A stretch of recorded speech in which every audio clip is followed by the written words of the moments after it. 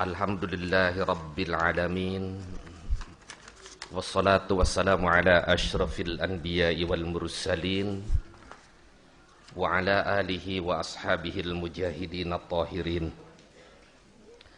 Ashhadu an la ilaha illallah wahdahu la syarikalah wa ashhadu anna Muhammadan abduhu wa rasuluhu alladzi la nabiyya ba'dah. Hadirin ikhwatu iman, pemeluk Islam, pencinta sunnah, pemegang Quran, pengkaji hadis, penyebar dan penyubur ajaran Rasul. Setitik langkah pasti dari kehidupan insani sedang kita jalani untuk mengabdi kepada ilahi Rabbi, melaksanakan sebahagian ajaran baginda Nabi, dengan harapan mudah-mudahan apa yang kita lakukan akan menjadi pembuka gerbang rahmat, barakah serta magfirah dari Allah Subhanahu wa Ta'ala. Tak lupa pula mudah-mudahan sholawat teriring salam akan senantiasa terlimpah curah kepada Nabi Allah Muhammad sallallahu alaihi wasallam, keluarga, sahabat serta para pengikutnya yang setia sampai di akhir zaman. Hadirin ikhwatu iman jamaah rahimakumullah. Disadari ataupun tidak bahwa manusia itu adalah makhluk Allah yang paling banyak membutuhkan atau memiliki keperluan dibanding dengan makhluk-makhluk yang lainnya.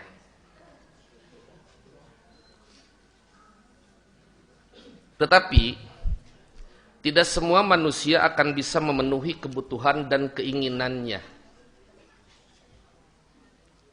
Terkadang ketika tidak bisa memenuhi kebutuhan dan keinginannya dengan sendirinya, perlu ada ketergantungan kepada atau keterkaitan kepada yang diyakini akan bisa memenuhi kebutuhan itu.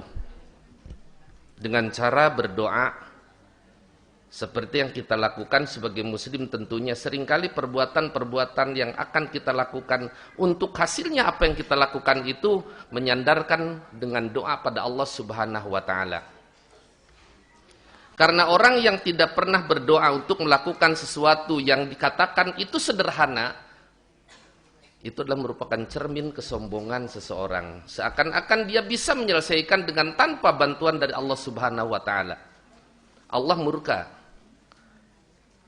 Karena itu di dalam ayat ini atau dalam pembahasan ini, walaupun tidak dikasih judul, barangkali bisa ngambil judul masing-masing aja. Ya. Allah berfirman, "A'udzubillahi minasyaitonirrajim. Wa qala rabbukum ud'uni."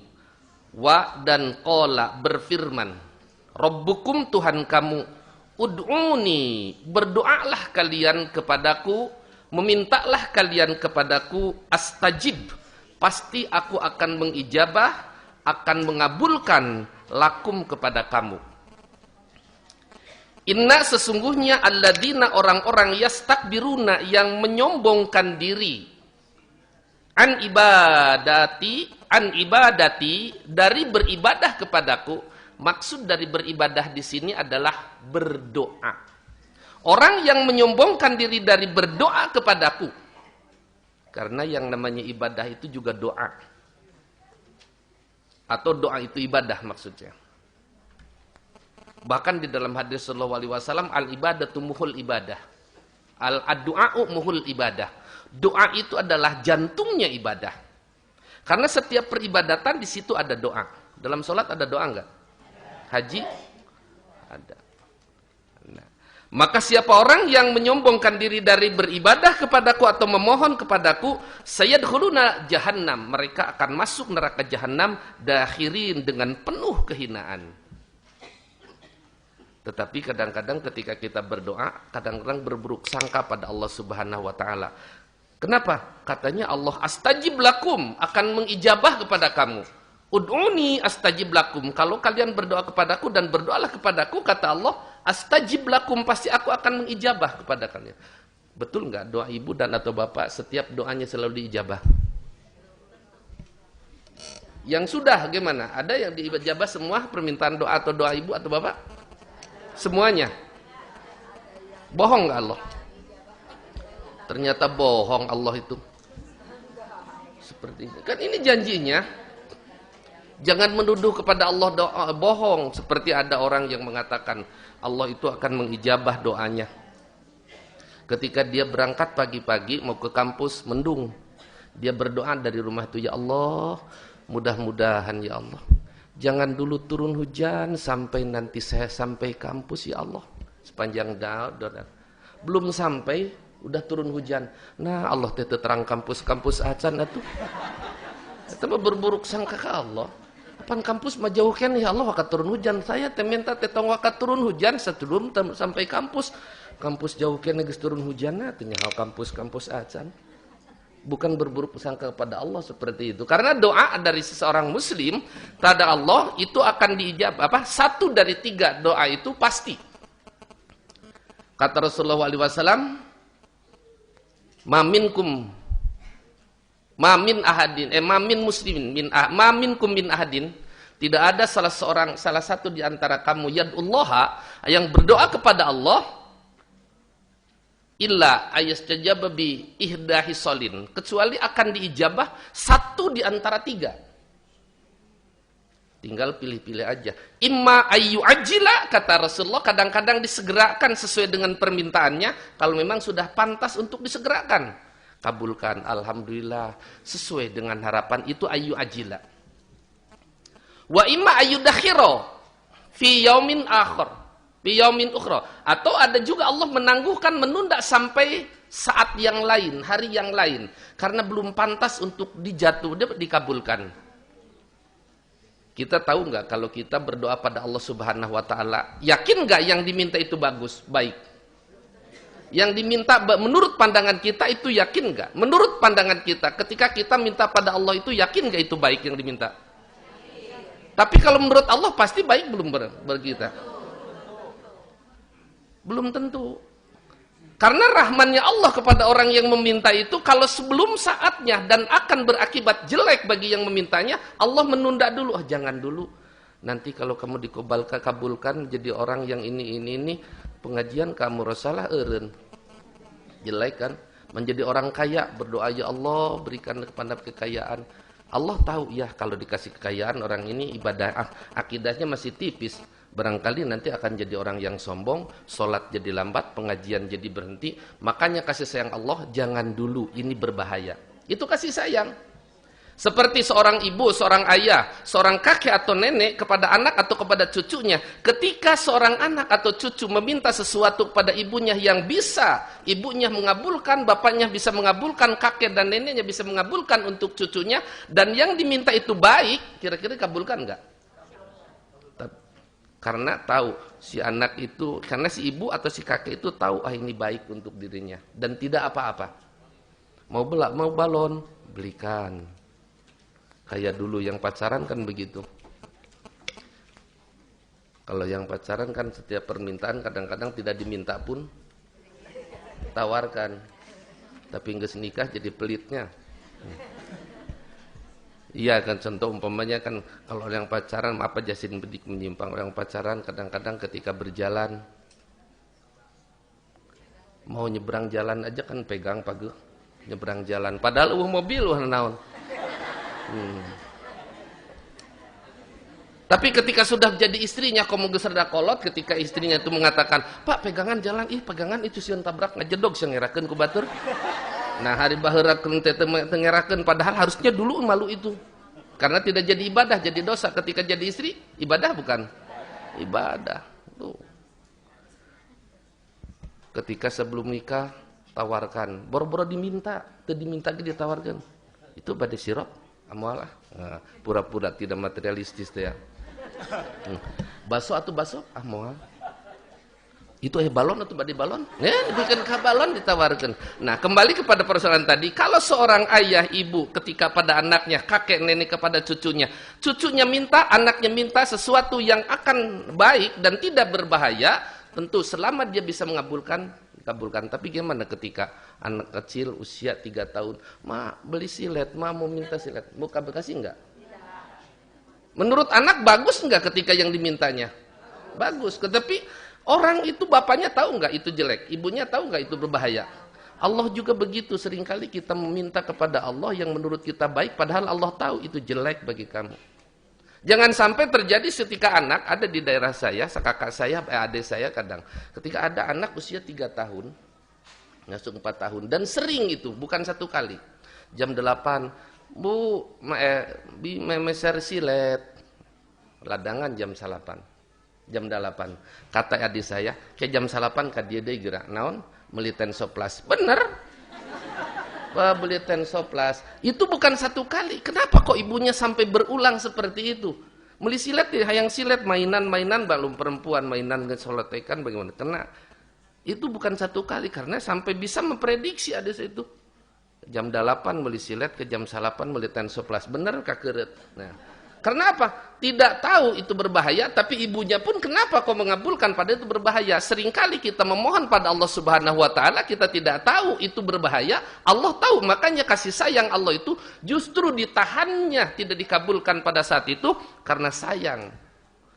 Kalau dikabulkan, seperti yang tadi saya katakan, ada enggak yang begitu jadikan dikabulkan doanya menjadi orang yang kaya jadi sombong? Ada enggak? Siapa sih? Siapa? Oh, Qarun memang bengharti baheula. Nah, kalau biasa justru Sa'labah kan menurut Sa'labah bagus enggak? Sa'labah kan ketika dia menjadi orang miskin, seringkali dia setelah sholat pulang, jarang sekali melakukan sholat rawatib atau wirid. Rasul pun membiarkan pada awalnya barangkali kenway merenang kabelet. Lama-lama kok begitu? Panggil Sa'labah, kenapa kamu tiap kali orang-orang Allahumma antas salam, kalau kamu Allahumma lantas jalan? Nah, Sa'labah rasanya, ya Rasulullah, bukan saya tidak mau betah-betah lama-lama di masjid.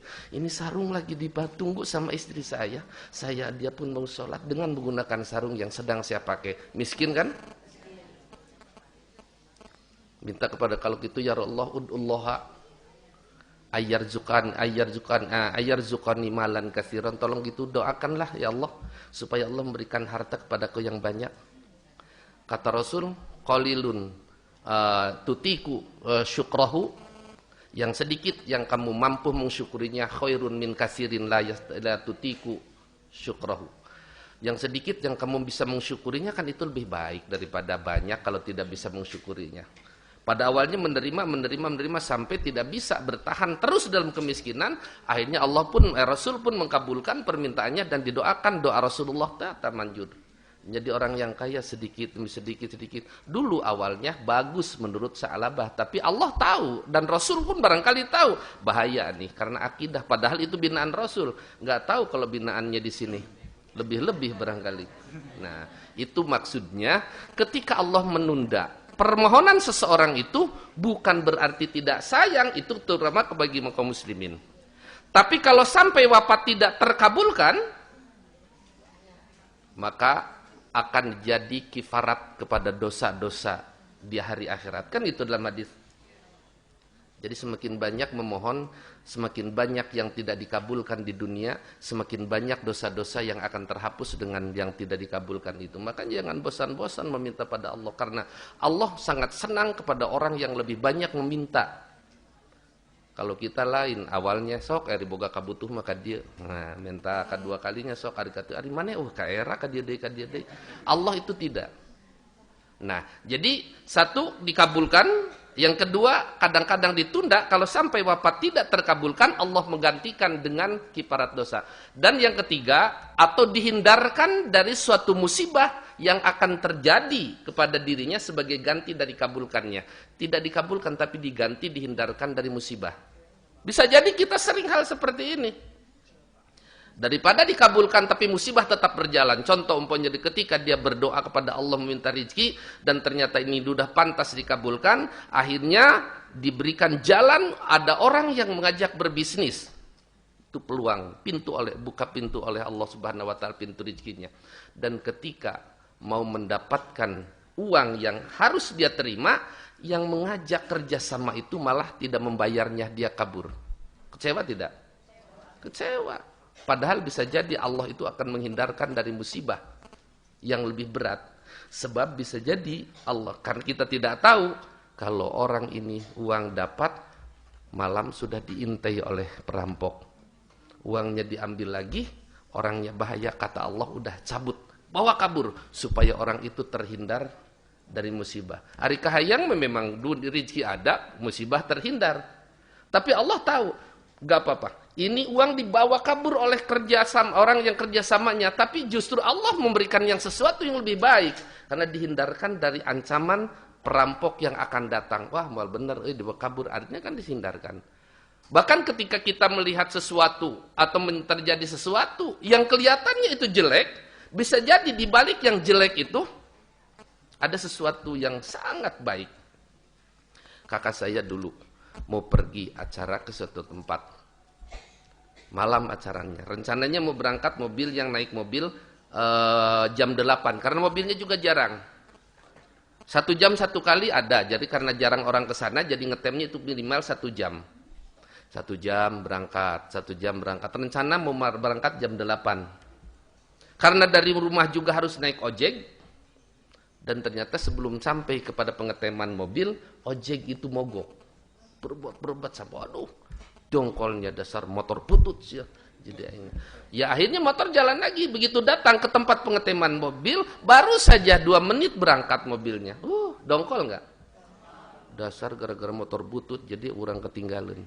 Selama itu 1 jam dongkol terus. Ya mau tidak mau dia beliau ikut ke mobil yang berikutnya jam 9. Masih tersimpan rasa dongkol itu. Tapi begitu melihat mobil yang jam 8 berangkat itu maju jurang, baru alhamdulillah. Siapa tahu itu doa yang dihindarkan dari Allah ketika minta, tapi justru dihindarkan dari musibah yang lebih berat. Pan baru mengucapkan alhamdulillah hadirna we objekna mogok lamun teu mogok. Nah, jadi jangan berburuk sangka ketika kita mendapatkan sesuatu yang jelek dari Allah. Tetapi justru di balik itu ada sesuatu yang baik. Bahkan barangkali pernah mendengar tentang kisah seseorang yang tadinya dia belum pernah menikah, lama sudah menikah, hidup dengan seorang ibu. Tinggal satu-satunya ibunya bilang barangkali, ya, sok atuh neng cenah geura nikah emak teh, mamah teh, hoyong memeh maot teh hayang ningali heula kamu maneh teh rumah tangga, kan gitu. Tapi belum juga, akhirnya juga tahu dabung orangnya kayak cukup, orang berangkat haji we atuh. Berangkat haji dengan ibu daftar, nunggunya 2 tahun. Waiting list dulu masih 2 tahun, sekarang udah lama. Pas mau berangkat kloter itu, 1 minggu lagi mau berangkat, ternyata ibunya masuk rumah sakit. Dan rumah sakit di opname enggak lama, enggak sebentar, melebihi dari waktu. Sampai 10 hari waktu yang nunggu 1 minggu itu. Sehingga ketika berangkat, kloter itu berangkat, ibunya masih di rumah sakit di opname. Jadi enggak berangkatnya?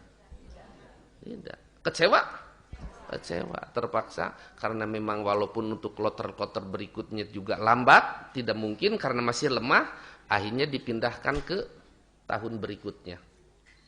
Tahun berikutnya kecewa, aduh hanjakal gara-gara mamah masuk rumah sakit. Jadi wetu jantan tahun dia, jadi wetu tahun depan. Ya mudah-mudahan akhirnya betul tahun depan berangkat. Karena memang sudah tua ketika sudah haji beres dan ketika tawaf ifadah yang dia mendampingi ibunya, tiba-tiba ibunya pingsan dan di belakang ada yang nampan, ada yang ngambil nambah bahasa Indonesianya? Nyanggap. Nyesok nampan nyanggap.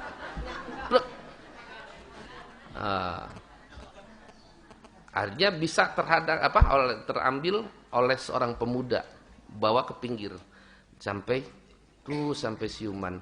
Lama-lama kenal dari mana, Kang di mana? Oh, dia dari Bandung, grup mana? Kloter berapa? Tanya. Ternyata Allah mempertemukan itu yang menjadi jodohnya. Kan gitu. Padahal tidak jauh, hanya beda kelurahan aja di Bandung waktu pernah panggil, justru dipertemukan oleh Allah di sekitar Ka'bah. Kasarnya merasa dongkol ketika tahun yang lalu tidak berangkat. Akhirnya dia sadar, si gananya pami abdi kapungkur janten mios haji maloka panggih ya jeung jodohnya. Tah matak jangan buruk sangka. Entak keur ka haraji geura meungih jodohna cenah. Ya. Hadirin hatu iman jamaah rahimahullah, inilah bentuk-bentuk doa. Jadi ketika Allah mengatakan astajib lakum, aku akan mengijabah itu, jangan berburuk sangka. Pasti kata Rasulullah SAW akan mengijabah 1 di antara 3. Mau disegerakan, mau ditunda sampai pada saatnya, atau kalau tidak terkabulkan jadi kiparat terhadap dosa. Yang lebih banyak kayaknya, bisa jadi yang kita tidak tahu, seringkali kita dihindarkan dari suatu musibah yang sebanding dengan apa yang kita minta. Hanya kita tidak tahu aja. Iman tak berburuk sangka, ya Allah, nah atau tiba heula teu dikabulkeun wae, jangan berburuk sangka. Ya kembali pada sini. Nah, bahkan ketika kita berdoa pun tingkat kehusuan hati manusia itu tidak sama. Tingkat kehusuan itu tidak sama. Kadang-kadang ada yang berdoa ketika astagfirullahaladzim. Doa bukan? Doa. Tapi ketika astagfirullahaladzim, astagfirullah, baru sholat saja astagfirullahaladzim, astagfirullah. Baru dua tiba-tiba ada yang lewat habis sholat juga di situ, ternyata itu teman yang sudah lama tidak ketemu. Astagfirullahaladzim, astagfirullahaladzim, astagfirullahaladzim. Nah, astagfirullahaladzim tapi kira-kira khusyuk enggak hati itu? Istighfar, tetapi astagfirullahaladzim, astagfirullahaladzim, astagfirullahaladzim, tunjuk-tunjuk, Nah, karena itu kata Rasulullah SAW dalam sebuah hadis di sini, An Abdillah bin Amrin, hadis dari Abdillah bin Amr radhiyallahu anhu, semoga Allah meridhoi kepadanya, qala dia berkata, Anna Rasulullah sallallahu alaihi wasallam qala, sesungguhnya Rasulullah sallallahu alaihi wasallam beliau bersabda, al-qulubu, hati itu, maksudnya hati manusia itu. Qulub, apa qulub? Hati. Kenapa disebut qalbun qulub?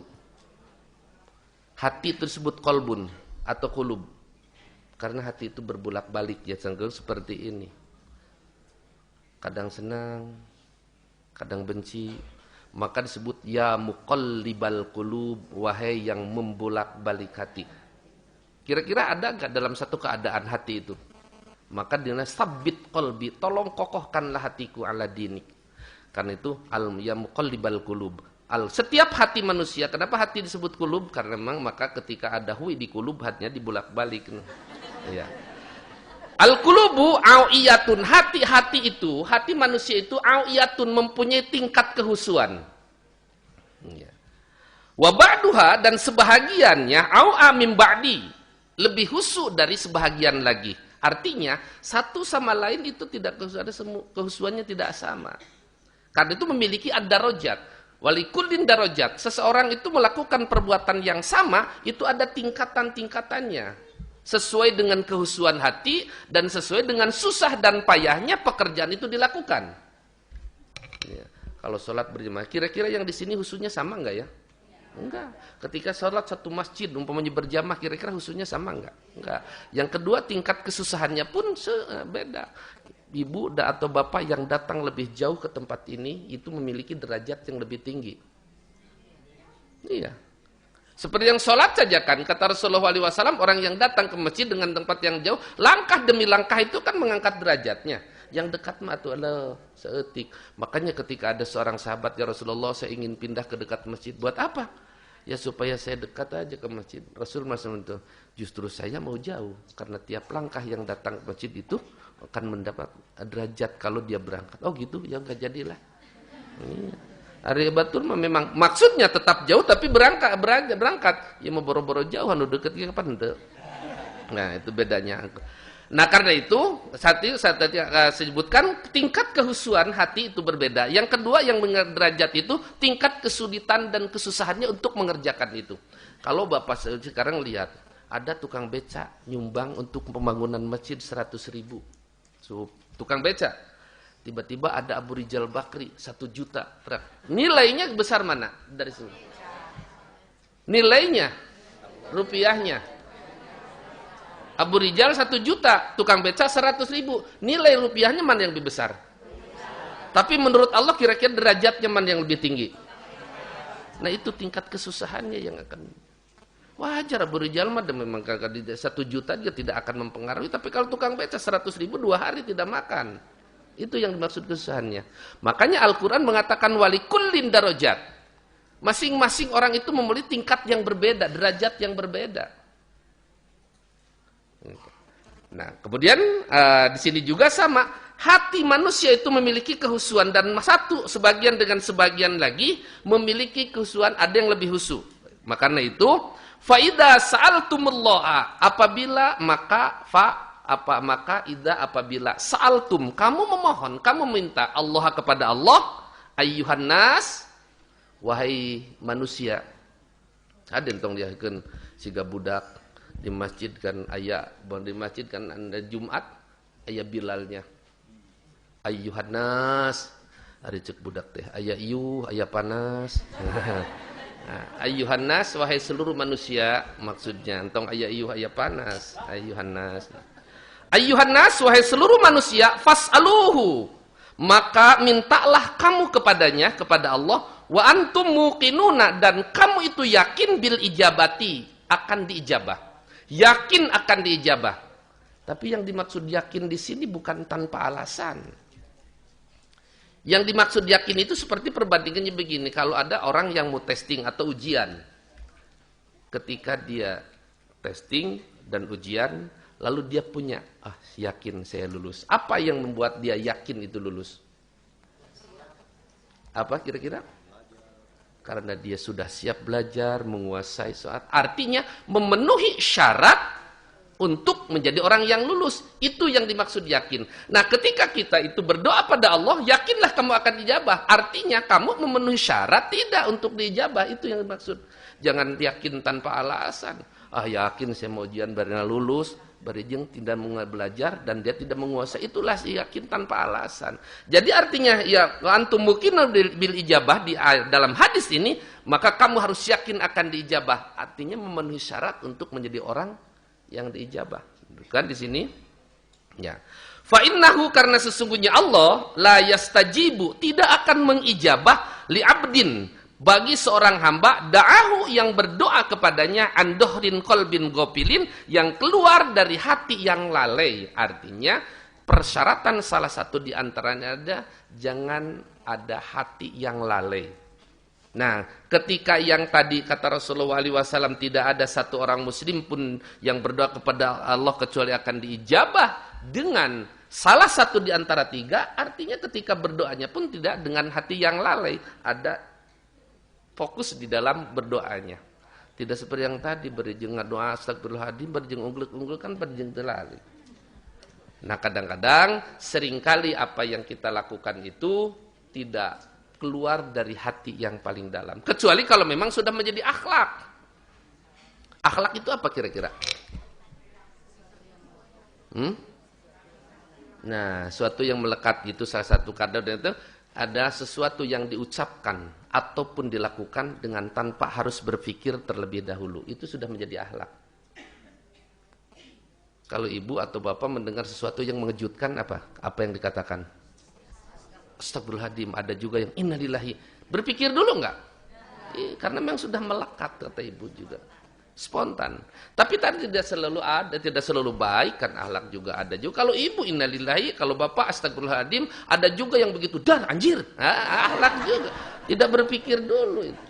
Itu sudah menjadi akhlak karena sudah melekat dalam dirinya kata-kata itu. Makanya ketika ada orang yang mau sudah berbiasa mengucapkan kalimat-kalimat thayyibah dalam keseharian, ketika dia sadar, ditalkinkannya pun tidak akan sulit untuk mengucapkan la ilaha illallah. Karena sudah menjadi akhlak. Sehingga dalam tidak sadar pun dia langsung mengucapkan la ilaha. Padahal orang yang hampir sakarat itu hampir tidak sadar. Tapi karena sudah menjadi akhlak, sudah menjadi kebiasaan, sehingga dengan mudah dan lancar mengucapkan la ilaha illallah. Tapi ada yang ditalkinkan, apakah semua orang yang ditalkinkan itu mudah mengucapkan la ilaha illallah? Malah ada yang marah-marah karena memang tidak terbiasa seperti itu. Kira-kira nanti gimana kita? Kalau mau ditalkinkan sekarang aja, kalau sekarang aja. Ya, saya juga siap. Saya juga siap untuk ditalkinkan dan siap untuk meninggal hari ini pun. Cuma ada kepenasaran, masa saya begitu dekat dengan itu nyolat-nyolatkeun acan. Hayang heula nyolatkeun sakieu deukeut tong. Atau usah teu nyolatkeun acan. Mata hayang heula nyolatkeun ibu, hayang heula ngadoakeun heula ibu atau bapak. Insyaallah. Ya. Iya. Kembali ke sini. Jadi ketidakhusuan hati, tidak fokus dalam hati ketika berdoa itu akan yang menjadi penyebab bukan Allah mengingkari janjinya, tapi ketidakhusuan itu yang menjadi penyebab matinya hati, menjadi penyebab akan terhindarkannya atau tidak diperhatikannya doa seorang. Nah, kemudian Ibrahim bin Adham, ulama Bashrah, mentafsirkan dari anqal bin gopilin, hati yang lalai itu ada beberapa hal. Seperti yang dimuat di bawah di sini. Dulu ketika Bashrah, ketika negeri Bashrah ditimpa berbagai macam musibah, ada inisiatif dari para pemimpinnya untuk berdoa bersama keluar lapang dan berkumpul di suatu tempat untuk memohon pada Allah Subhanahu wa taala agar terlepas dari musibah yang sedang mereka derita. Karena barangkali mudah-mudahan dari sekian banyak orang itu satu di antara mereka atau dua di antara mereka yang masih didengar oleh Allah Subhanahu wa taala. Nah, karena itu mudah-mudahan yang banyak itu siapa tahu nanti ketika dikabulkan bukan berarti dikabulkan dari secara keseluruhan. Mungkin ada satu di antara mereka atau dua di antara mereka yang pantas untuk dikabulkan.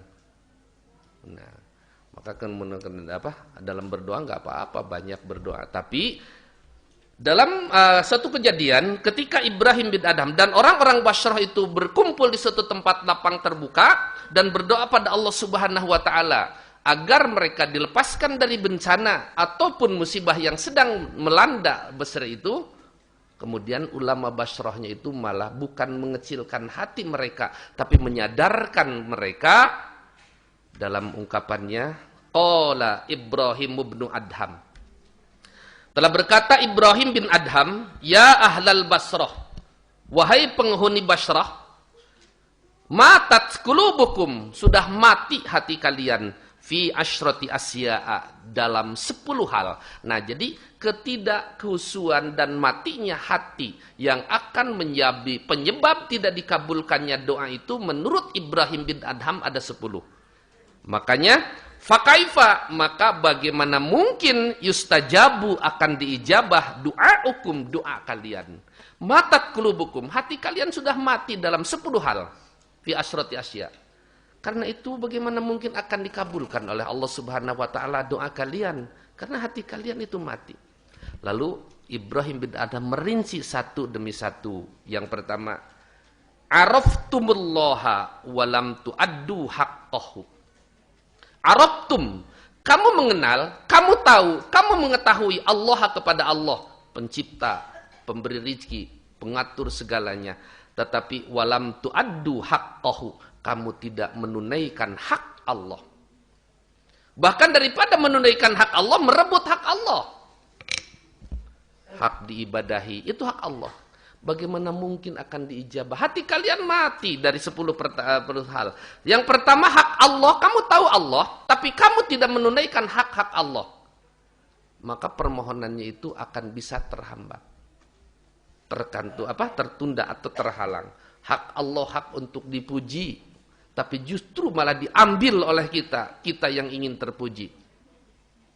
Hak Allah untuk diibadahi, kadang-kadang diambil untuk tidak dalam arti disembah dalam arti di sini adalah untuk dihormati, dimuliakan.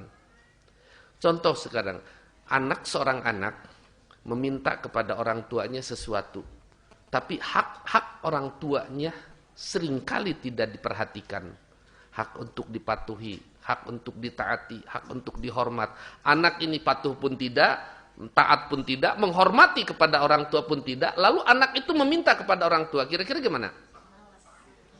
Malas, kalaupun mau ngasih malas. Ya selebihnya kesananya udah malah tidak akan dikasih. Ini juga hak Allah, jadi tunaikan hak Allah. Makanya kalau kalian mengenal kata Ibrahim bin Adham kepada orang Basrah, kalian itu kan tahu kepada Allah, mengenal kepada Allah, sudah bertauhid, tapi kenapa kalian tidak menunaikan hak-hak Allah? Hak Allah kehilangan haknya. Ini yang pertama, hati mereka sudah mati. Kemudian yang kedua, qara'tumul Qur'ana. Kalian sering membaca Al-Qur'an, walam ta'malu bihi, tapi kamu tidak mau beramal dengan Al-Quran. Al-Quran hanya yang diperindah suaranya, lagunya, bahkan diperlombakan lagunya. Yang mendapatkan hadiah itu yang lagunya bagus atau yang mengamalkan Al-Quran. Makanya kata Ibrahim bin Adham, kalian membaca Al-Quran walam ta'malu biha, walam ta'malu bih. Tapi kamu tidak mau beramal, berakhlak dengan Al-Quran. Padahal Al-Quran itu adalah merupakan akhlak seorang muslim harusnya. Dalam sebuah hadis, su'ilat Aisyatu. Aisyah pernah ditanya, an khuluqi Rasulillah sallallahu alaihi wasallam, tentang akhlak Rasulullah sallallahu alaihi wasallam. Faqalat, Lalu Aisyah menjawab, khuluquhul Quran. Mau tahu akhlak Rasulullah? Baca Al-Quran. Itu akhlak Rasul. Nah, kita sudah bisa berakhlak Al-Quran, maka ini kalau kita bisa berakhlak Al-Quran, artinya dalam keseharian apa yang dilakukan itu bersumber kepada Al-Quran. Makanya kalau qara'tumul Qur'ana walam ta'malu bih, itu hati kalian dianggapnya sudah mati. Kalau membaca Al-Quran, kata Ibrahim bin Adham, tapi kamu tidak mau beramal dengan Al-Quran, maka ini hati kalian sudah mati. Atau sudah lalai dari mengamalkan. Di atas, makanya Allah, فَإِنَّهُ لَا يَسْتَجِبُ لِعَبْدٍ. Allah tidak akan mengijabah seorang hamba. Da'ahu yang berdoa kepadanya, andohrin kolbin gofilin, yang keluar doanya itu permintaan dari hati yang lalai. Satu yang dimaksud kelalaian hati itu adalah tidak mau mengamalkan Al-Quran. Ini kata Ibrahim bin Adham kendalanya. Kemudian yang ketiga, kata Ibrahim bin Adham, matinya orang Basroh dari hati mereka dari apa? Dari hal yang lain diantaranya idda'aitum. Kamu menyatakan hubba Rasulillah, cinta kepada Rasulullah. Wa taraktum sunnatahu, tapi kamu tinggalkan sunnah-sunnahnya. Cinta Rasulullah hanya disebut-sebut namanya saja. Kalau yang namanya cinta itu ada beberapa konsekuensi yang harus dibuktikan kecintaan itu. Kalau cinta kepada Rasulullah juga harus dibuktikan. Seperti konsekuensi dari cinta itu akan ada rasa rindu, ingin ketemu dengan yang dicintai. Betul nggak kira-kira? Betul. Kalau ada seorang perempuan atau seorang laki-laki yang mencintai lawan jenisnya, tapi dia tidak punya rasa rindu, ingin bertemu, bohong itu cintanya. Cinta kepada Allah, rindu ingin ketemu. Cinta dengan Rasul, ingin ketemu dengan Rasul, walaupun dalam satu saat dari sekarang. Tapi jelas keinginan bertemu dan berdialog itu akan ada rasa rindu. Maka Rasulullah SAW ketika dia mengatakan, Qurratu aini fis shalah, kesejukan jiwaku, kesejukan diriku kalau saya sedang dalam keadaan sholat. Itu Rasul mengatakan seperti itu. Kenapa ya Rasulullah? Karena saya berdialog, bermunajat dan berkomunikasi dengan yang aku cintai. Karena memang kan ketika sholat itu kan yunaji robbah, bermunajat, berdialog dengan Tuhannya. Maka ketika ada yang sedang sholat, jangan lewat di depan orang yang sholat di batas-batas sutroh. Kenapa? Karena Rasul, kan orang itu sedang berdialog dengan Rasul, dengan Allah. Makanya kata Rasulullah SAW, Qurratu aini fi shalah, kesejukan dan ketenangan jiwa itu kalau terasa sedang sholat. Karena saya berdialog dengan Rasul, dengan Allah. Kalau sedang berdialog dengan yang dicintai, ingin lama enggak? Makanya Rasulullah itu sholatnya itu lama. Kalau sudah lewat sholat, udah aduh nunggu lagi ya Allah. Kapan datang lagi waktu sholat, ingin ketemu lagi. Sholat malam itu sampai bengkak kakinya kan. Karena saking panjang yang dibaca. Sehingga tidak ingin sholat cepat selesai sebenarnya. Karena ingin berdialog. Kalau kita cinta nggak pada Allah? Iya. Ingin lama berkomunikasi dengan Allah atau buru-buru aja sholat? Nah itu yang tidak terbukti kecintaan, tapi ingin berpisah, tekangen. Mata karena sokeri. Jam 11, geradan lah. Maunya kerek jam 11, nya setetahan yang sholat. Nggak, ya jam 11 ke setetahan yang sholat segala. Ini ada rasa rindu, ingin ketemu dengan yang dicintai. Nah, begitu juga cinta dengan Rasulullah SAW. Kalau kita ada rasa, ya Allah, ingin sekali saya ketemu dengan Rasulullah, walaupun tidak hidup di zaman yang berbeda, tapi janji Allah, janji Rasul pasti akan ketemu kalau bagi orang yang mencintainya. Tapi yang mencintai itu ya terutama ada rasa rindu dan bukan hanya menyebut-nyebut saja. Kemudian yang kedua, kalau yang namanya mencintai itu, dia akan berani berkorban demi yang dicintainya. Cinta kepada Rasul, para sahabat cinta kepada Rasul, berkorban demi Rasul, sampai-sampai biar saya mati, tapi Rasul jangan sampai terluka. Itu kecintaannya. Itu kalau memang berani berkorban. Kalau ada seorang perempuan, seorang laki-laki mencintai lawan jenisnya tidak mau berkorban, itu juga bohong. Kayak di Nulagut ya, hari lagu, hari nyanyi nyuah gunung kan kudaki, lautan kan ku seberangi. Tapi gara-gara hujan rek apel terjadi bohong. Hujan we kesieun, katanya gunung udah ki lautan di seberang ieu girimis mal jadi girimis sieun Artinya itu apapun konsekuensi yang akan terjadi demi yang dicintai akan seperti itu. Kemudian dari konsekuensi mencintai kepada Rasulullah SAW itu adalah ingin meniru gaya hidupnya. Kalau ibu, kalau teteh, kalau kakak bapak mencintai seorang yang mengidolakan seorang artis, gaya hidupnya begini, berpakaian begini, cara bicara. Orang yang mengidolakan itu ingin meniru walaupun tidak cocok kelihatannya. Ada itu pakaian dipakai di panggung, ayo dia dipakai jalan-jalannya punggung ke depan. Ingin meniru, anting dianting, rambut dimohek-mohek. Itu gayanya ingin meniru. Oh, yang diidolakan seperti itu. Nah, gaya hidup Rasulullah SAW seperti ini. Oh, Rasul seperti ini. Ingin meniru. Makanya itu adalah sebagai rasa cinta. Ingin melakukan sesuatu. Bahkan jangan-jangan boro-boro kata asi. Kalau ta'asi mah enggak perlulah. Artinya ta'asi itu sesuatu yang tidak disunnahkan pun, tapi itu pernah dilakukan oleh Rasulullah SAW. Ingin dia lakukan. Seperti Ibnu Abbas. Ibnu Abbas ta'asi sekali. Karena pernah Ibnu Abbas berjalan dengan Rasulullah SAW ke suatu tempat dengan tujuan apa gitu. Nah, setelah Rasul wafat, saya ingin lagi menyelusuri yang pernah aku lakukan dan ingin melakukan seperti yang pernah aku lakukan dengan Rasul. Di saat Rasul sudah wafat itu berjalan menuju suatu tempat, dan ketika jam berapa berangkat, jam ketika matahari ini berangkat, dan ketika duhur tempat itu dia melakukan sholat duhur di situ. Kemudian dia duduknya berapa sampai pulangnya pun diikuti. Itu ta'asi, ingin melakukan sesuatu yang pernah dilakukan oleh Rasulullah walaupun itu bukan sesuatu yang disunnahkan. Kalau di sini kan dalam arti sunnatahu, ingin melakukan sesuatu yang disunnahkan. Itu kalau idda'aitum hubba Rasulillah, kamu menyatakan cinta kepada Rasulullah SAW tapi malah kamu meninggalkan sunnah-sunnahnya, kira-kira pernyataan pengakuan cinta Rasul bisa diakui nggak kira-kira? Sulit. Malah sunnah-sunnahnya diganti dengan bid'ah. Diganti dengan bid'ah. Rasul melakukan ini. Kan ada orang yang boga budaya. Katanya cinta Rasul. Jadi ada satu rasa rindu, dua kemudian siap untuk berkorban demi yang dicintai, dan yang ketiga akan berusaha mencintai apa yang dia cintai. Kalau dia senang kepada sesuatu, dia pun akan berusaha menyenangi. Walaupun tadinya tidak suka, tapi karena yang dicintainya itu senang, akan berusaha untuk senang. Tadinya ada dulu. Saya dulu tidak senang sih kena dengar dongeng di radio. Lalu kenapa? Ya habis sih calon saya kalau saya apel ke situ selalu mendengarkan dongeng.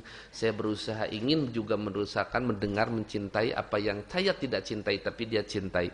Akhirnya senang juga karena dongeng. Nah gitu jadinya. Padahal tidak dongeng. Nah, apa dongeng? Tapi tiap-tiap apel kudu ngadengeun dongeng dongeng malam minggu. Waduh. Nah, akhirnya dia mencintai sesuatu yang dia cintai, yang tadinya tidak cinta, tidak suka. Nah, kemudian kalau memang ada rasa cinta kepada sesuatu, kepada orang, termasuk kepada lawan jenis, dia akan marah kalau yang dicintainya ada yang menghina. Kalau ada yang menghina kepada Rasul, dia mengatakan cinta pada Rasul, tapi ketika Rasul dihina oleh orang-orang yang tidak cinta pada Rasul, dia tenang-tenang saja, dingin-dingin saja, itu bohong cintanya. Sama dengan yang lawan jenis tadi, mencintai kepada seorang perempuan, tapi ketika si perempuannya itu dihina, dia biarin aja, itu bohong cintanya. Makanya pengaturan di sini, idda'aitum hubba Rasulillah, kamu sekalian menyatakan cinta kepada Rasulullah wa taraktum sunnatahu, tapi kamu tinggalkan sunnah-sunnahnya. Ini salah satu indikasi hati orang itu dalam keadaan mati. Artinya apa yang diungkapkan itu betul-betul bukan keluar dari hati.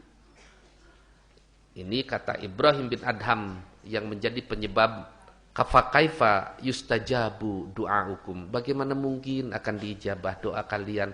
Bukan Allah mengingkari janji, bukan Allah bohong, karena inna wa'dallahi haqqun.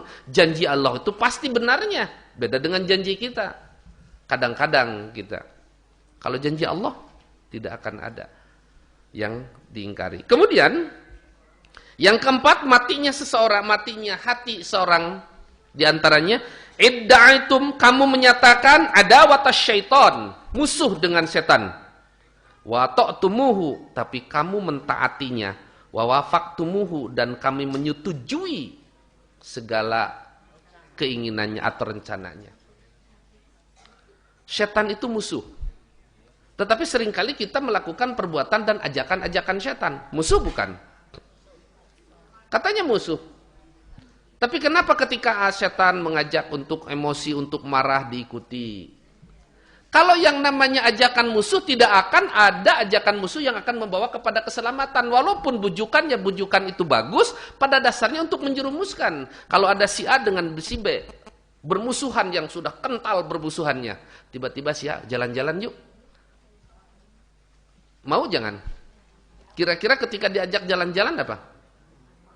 Ada apa kira-kira dibalik ngajak jalan-jalan itu? Padahal ramah. Udah biar saya kasih ongkos. Ternyata balik tinggal nama kan?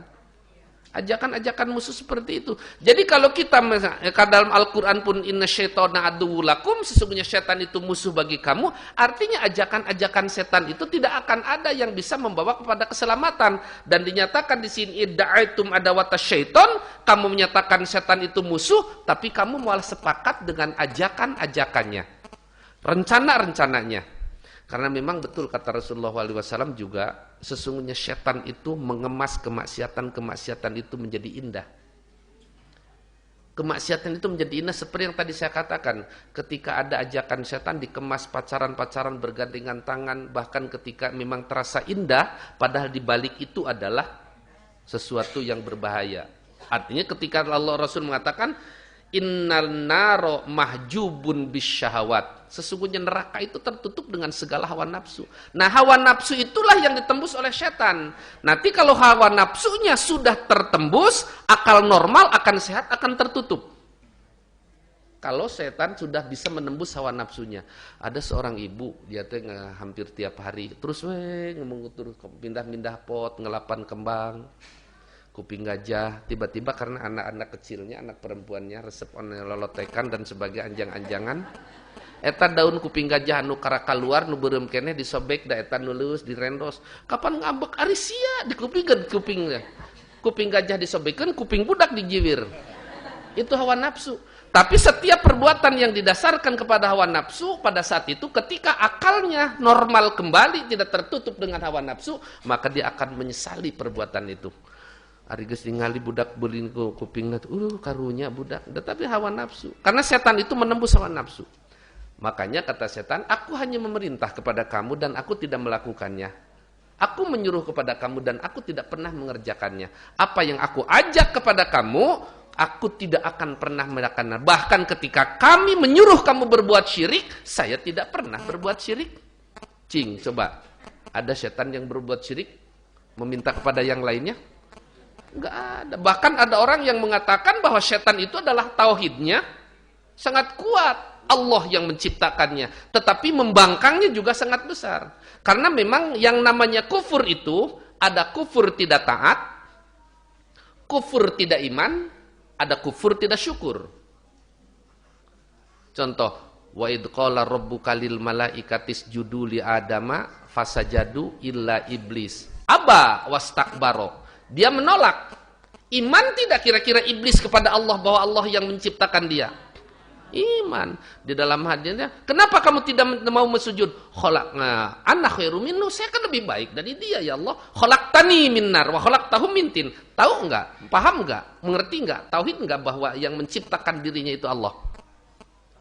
Tahu. Iman tidak? Iman dalam arti percaya betul kepada Allah, pengurus segenap alam. Setan, iblis itu percaya enggak? Iman enggak? Tapi tidak mau taat.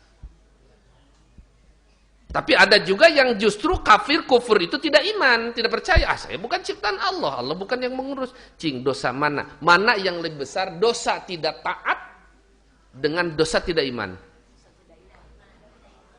Benar. Dosa tidak iman atau dosa tidak taat? Batak bingung ya. Perbandingannya begini, kata ibu, kata dia iman. Kalau begini, ada si A, dia mengakui betul itu bapak saya, dia yang membiayai saya, dia yang mengurus saya, tapi saya tidak mau taat kepada bapak saya itu. Dosa tidak? Bandingkan dengan orang, saya tidak yakin kalau dia itu bapak saya. Saya tidak yakin kalau dia itu adalah yang mengurus saya. Makanya saya tidak mau taat kepada mana yang lebih besar dosanya.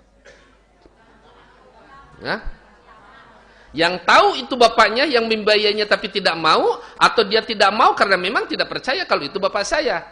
Mana yang lebih besar dosanya? Hah? Yang tidak tahu. Maka iblis itu lebih benar, dia percaya tapi tidak mau. Sama dengan anak percaya itu bapaknya, ibunya, tapi tidak mau taat. Kalau yang tidak percaya pantas tidak taat. Tidak percaya, tidak mau ibadah pada Allah karena memang saya tidak yakin kalau itu Allah Tuhan saya. Tapi yang lebih berat itu iblis ketika dia mengakui betul dia menciptakan saya, mengurus semuanya, mengurus alam semesta, tapi saya tidak mau. Inilah yang lebih besar. Makanya setan itu kata mereka dalam Al-Qur'an, aku hanya memerintah kepada kalian tapi aku tidak pernah mengikuti dan melaksanakan. Ketika setan memerintah orang berbuat syirik, ikut syirik enggak? Tidak akan melakukan syirik setan itu. Sok ngukus gitu. Ketika setan memerintahkan kepada koruptor, ikut enggak korupsi setannya? Ketika setan mengajak orang pemuda untuk mabuk, ikut mabuk enggak setannya? Makanya fala talumuni walumu anfusakum. Kamu jangan menyesali aku. Tapi sali diri kamu karena aku hanya memerintah kepada kamu sekalian. Fa ini kafartum. Asalnya kami tidak percaya, kami kufur kepada apa yang kamu lakukan. Diajak tapi juga mengajak tapi mereka kufur. Karena itu di sini kalau setan itu ajakan-ajakannya tidak akan ada yang membawa kepada kebaikan. Karena memang ada waktu setan. Kalau mengaku itu musuh kita mengaku pada setan, ajakan-ajakan setan itu jangan dirangkul. Yang menyebut setan tapi berangkulan dengan setan. Cuma yang beratnya itu, yang namanya setan musuh tidak terlihat. Ini beratnya, maka kita harus berlindung kepada Allah. Contoh, kalau ada tinju, orangnya begeng, tapi dia lihat. Dengan orang yang besar, tapi dia tunanetra, mau diajukan tinju oleh mana? Iya. Kita tidak bisa melihat kepada setan. Dalam Al-Quran kan betul. Sungguhnya mereka dengan kabilahnya melihat kepada kamu dan kamu tidak bisa melihat kepadanya. Kalau diadukan oleh mana? Kita dengan setan. Ya ada tinggali orang setan meninggali. Makanya berlindunglah kepada Allah yang memilikinya. A'udzubillahi minasyaitonirrajim. Ya Allah, aku tidak bisa melawan secara fisik. Aku berlindung. Tolong lindungi aku dari godaan setan ini. Tidak akan bisa kita. Yang paling mudah berlindung pada pemiliknya. Setan punya siapa? Punya Allah. Kalau dilawan tidak bisa, meminta perlindungan kepada yang memilikinya. Tapi mau dan tidaknya melindungi kepada kita tergantung ketika kita memohon ini. Contoh, kalau ibu atau bapak lewat ke sebuah rumah, tiba-tiba digogok anjing besar. Kira-kira gimana? Lari? Dikejar. Tuh. Lari dikejar, dilawan tidak akan kuat. Tapi kepada punya, Pak, bilang pada yang punyanya. Kata yang punyanya, berhenti nggak anjing itu? Berhenti. Tapi mau nggak yang punyanya menghentikan gonggongannya itu? Melihat yang meminta perlindungan ini bangsat atau orang baik. Nah gitu aja. Kalau memang yang kelihatannya bangsat, mau dihesken. Tapi ayo kejar. Gitu. Begitu juga ketika kita berlindung pada Allah. Ya Allah, a'udzubillahi minasyaitonir. Ini banget bangsat naon. Kalau memang wajahnya wajah teman setan, atau memang harus dikejar oleh setan, tidak akan dilindungi lah. Silahkan setan teruskan. Makanya kita berlindung pada Allah itu dengan doa yang hatinya penuh kehusuan. Nanti oh iya, ini yang pantas aku lindungi kata Allah dari godaan setan. Sehingga kalau terlindang dari godaan setan, ya ini akan terhindar doanya. Makanya ketika berdoa kepada Allah minta perlindungan, jangan sampai ketika bermusuhan ngaku musuh dengan setan tapi malah berangkulan dengan program-program setan. Nah, kemudian ini ada iklan dulu, katanya ada yang mau lewat. Ini dulu baru sampai 4, insyaallah nanti kalau ada waktu kita cepatkan.